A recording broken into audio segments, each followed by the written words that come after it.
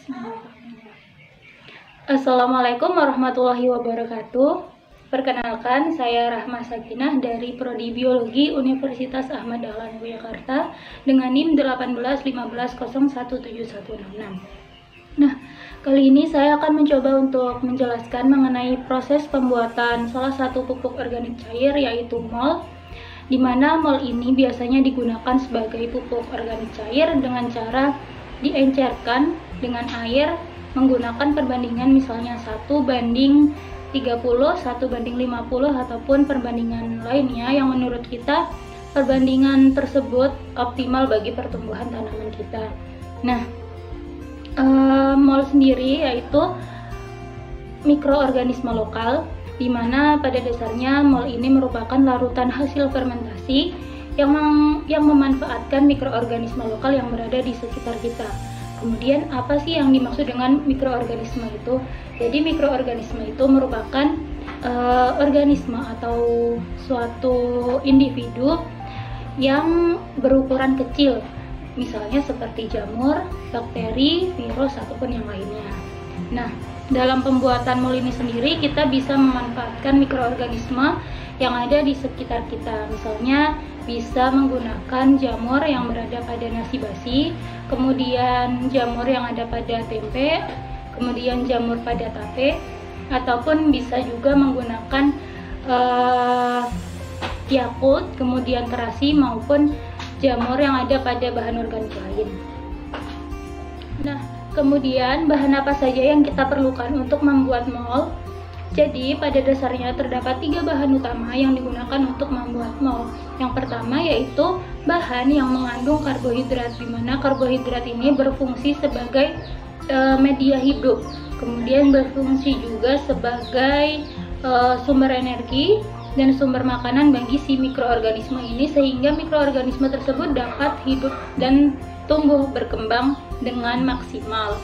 Kemudian yang kedua yaitu tentunya mikroorganisme lokal itu sendiri, di mana seperti yang sudah disebutkan sebelumnya, mikroorganisme lokal ini bisa kita peroleh dari sekitar kita, misalnya dari jamur pada nasi yang sudah basi, kemudian jamur pada tempe, kemudian jamur pada tape, bisa juga menggunakan ragi, menggunakan Yakult, serta menggunakan terasi ataupun bahan lain yang mengandung mikroorganisme.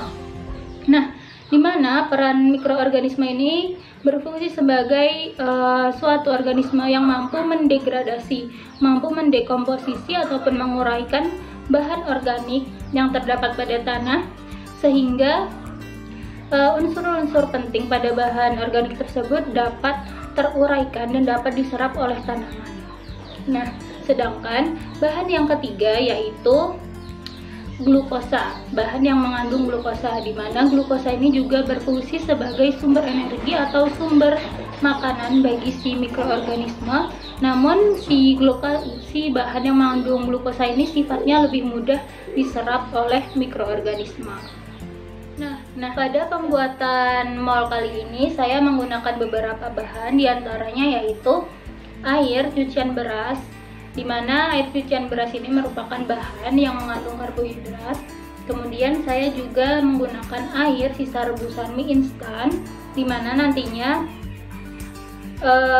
pada air sisa rebusan mie instan ini bagian yang digunakan yaitu bagian yang terendapkan pada dasar botol dan terlihat lebih kental atau lebih pekat, di mana menurut beberapa sumber diketahui bahwa pada dasarnya air sisa rebusan mie instan ini memiliki manfaat yang baik bagi tumbuhan apabila kita dapat memanfaatkannya dengan baik, apabila kita dapat mengolahnya dengan baik. Nah, diantaranya yaitu dengan cara didiamkan selama 1-2 hari, sehingga bagian yang mengandung amilum atau tepung, kemudian mengandung mineral dan sebagainya itu dapat terendapkan pada bagian dasar botol tadi. Nah, kemudian untuk bahan yang mengandung glukosa, saya menggunakan gula jawa yang sudah dilarutkan dalam air. Kemudian untuk bahan yang mengandung mikroorganisme lokal, saya menggunakan nasi basi yang sudah berjamur, di mana biasanya ditandai dengan adanya warna kuning ke oranye keorensan pada nasi tersebut, dan biasanya juga ada serabut-serabut pada nasi tersebut. Kemudian untuk bahan organik yang mengandung nitrogen atau unsur lain, misalnya besi atau Fe, kemudian kalium, kalsium dan sebagainya, saya menggunakan sisa kulit buah naga merah yang sudah dipotong kecil-kecil. Kemudian saya juga menggunakan sisa daun dan batang muda dari tanaman turi dan juga tanaman orok-orok atau Clotalaria junsei, dimana sebagaimana kita ketahui dan dari beberapa sumber referensi juga menyebutkan bahwa pada dasarnya tanaman orok-orok atau Clotalaria junsei ini merupakan tanaman yang biasa digunakan untuk penyubur tanah karena kemampuannya dalam mengikat nitrogen itu tinggi.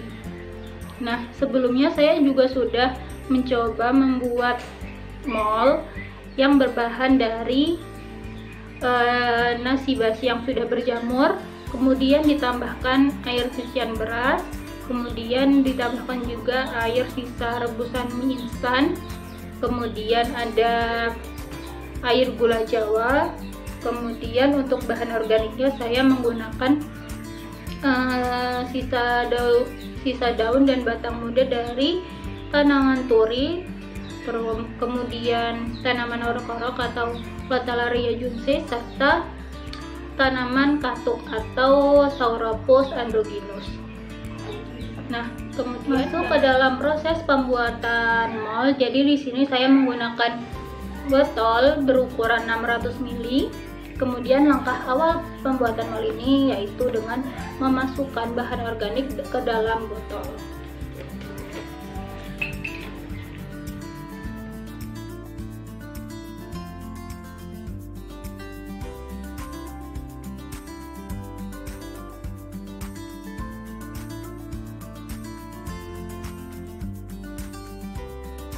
Setelah setengah bagian bahan organik telah dimasukkan ke dalam botol, kemudian dimasukkan bahan yang mengandung mikroorganisme lokal, di mana dalam pembuatan kali ini saya menggunakan nasi basi yang sudah berjamur.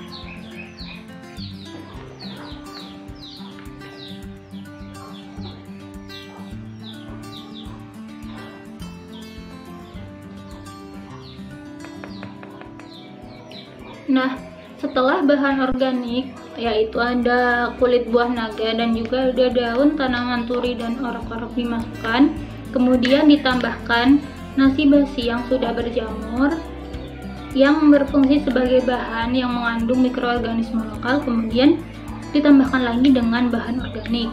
Nah, selanjutnya ditambahkan bahan yang mengandung glukosa dan bahan yang mengandung karbohidrat, dimana di sini saya menggunakan perbandingan 1:3 untuk penambahan air gula atau bahan yang mengandung glukosa dengan bahan yang mengandung karbohidrat. Jadi untuk air gulanya ini saya menambahkan 1 bagian ke dalam botol, sedangkan untuk bahan yang mengandung karbohidrat nanti saya menambahkan 3 bagian ke dalam botol.